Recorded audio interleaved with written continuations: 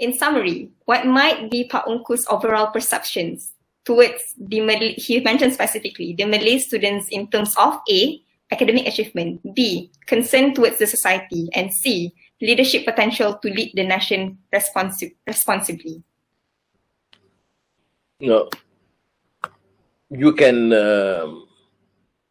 read some of his works where he would insist on scholarship. I mean, level of understanding, grasping of issues. So I think for the general Malays, I'm sure Malaysians at large, must be this understanding. And you inculcate the strong sense of character, discipline, incorruptibility to become true leaders. And Ungku Aziz does not speak that much of corruption, but if you look at the Jejak and some of his writings, of course, he's very critical of the abuse of power, the waste which is due to corruption. And I think he would then want the young students to inculcate this habit, this awareness, and this idealism to embark on reform, for the country, for the society, to rid the country of corruption and abuse and plain ignorance. You must. We enough Malays who are qualified. That's why I have picked. I wrote this review of Tommy Thomas' book. Not necessarily that I disagree with most issues said, but some of the issues, for example, against the Aegis Chamber or against the civil servants, you can't just generalize that normally officer is competent. That sort of a narrow prejudice is not acceptable. I am against racism. The Malay discriminatory practice against non-Malays or the non-Malays prejudice, whether it is subconscious or not.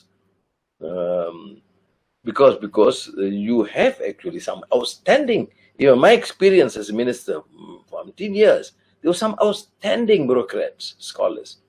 We have some outstanding academicians.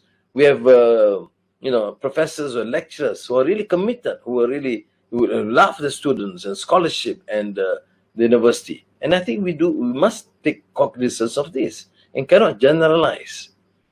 We should blame the leaders for appointing the mediocre semi-literate ones. So why blame the rakyat? Okay, next question. A simple question by Ahmad Salami.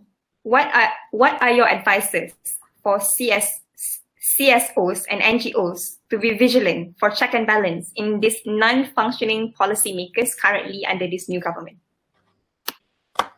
Well, Ahmad, my positions, I said before, critical thinking, create the awareness, have a better understanding of issues, and have the courage to articulate. You start talking about what happens this, what if the law, what will this fellow say, then you do nothing. See, courage is also important. But before that, you must have the character and the commitment, understanding. That's why the tradition of knowledge, what Franz Rosenthal, when talking about Ibn Khaldun, talking about knowledge triumphant, is important. That tradition of triumphalism of knowledge, not of ego, not of wealth, not of class, but of knowledge is important. But in Islam, as you know, is also ilm and akhlaq. It's a character, shakhsiyah, Islamiyah, ma'nawiyah, which means you must inculcate the correct values and character that inculcate truth, have this compassion, belief in justice, and have strong moral precept, and of course against this trend of rampant corruption and moral decadence in our society.